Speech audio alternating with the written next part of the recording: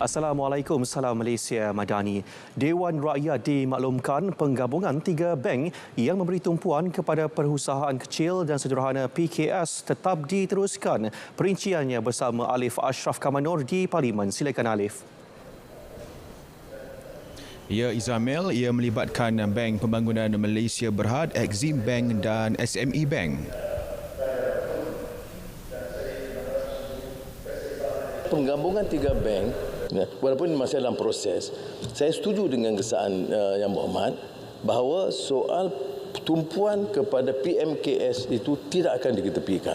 Ya, di antara syarat-syarat yang ditekankan oleh bank negara yang memantau soal penggabungan, walaupun terlalu awal untuk saya berikan komen, tetapi syarat PMKS, syarat pinjaman Bumi Putera itu tetap dijadikan satu ukuran dan dasar daripada penggabungan ini.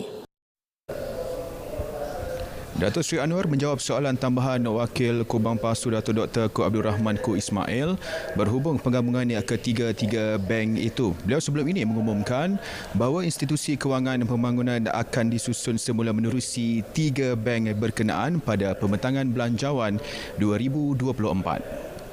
Baik, sementara itu, Perdana Menteri menzahirkan penghargaan atas sokongan dan kerjasama semua kerajaan negeri dalam usaha menoktahkan miskin tegar. Sehingga semalam, 65.6% permasalahan ini telah diselesaikan, manakala bakinya pula akan diuruskan berdasarkan maklumat yang telah didaftarkan. Saya minta kerajaan negeri termasuk Kelantan, Menteri Besar, SUK, pegawai-pegawai jajahan untuk terus mendaftar jumlah-jumlah baru supaya dapat kita teruskan. Cuma saya syukur Alhamdulillah kerana kita beri tumpuan menyeluruh.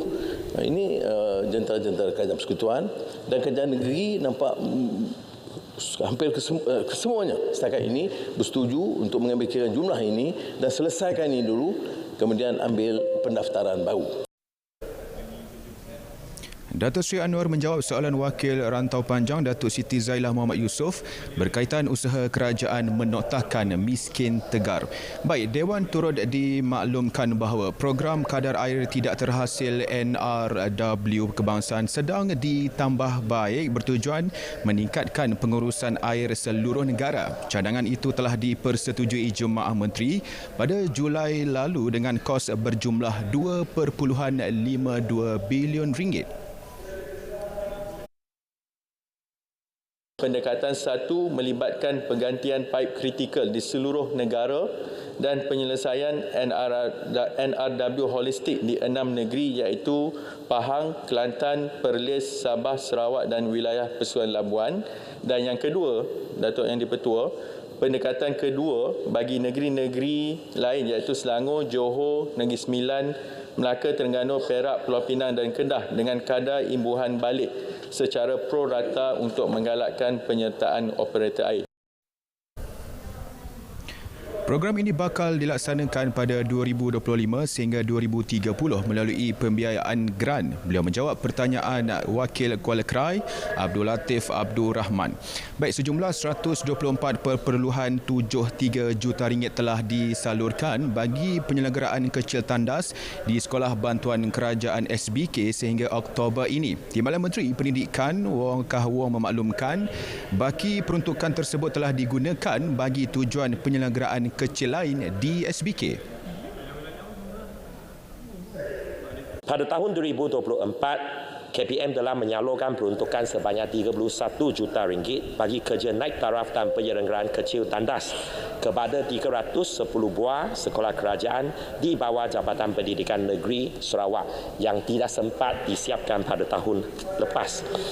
Selain itu juga pada tahun ini 2024, KPM telah menyediakan peruntukan khas bagi kerja naik taraf dan penyelenggaraan kecil kepada sekolah bantuan kerajaan yang berfokuskan kepada fasiliti tandas berjumlah 134.33 juta ringgit. Baik, sekian berita dari Parlimen. Kita kembali ke studio bersama Izamil. Silakan Izamil.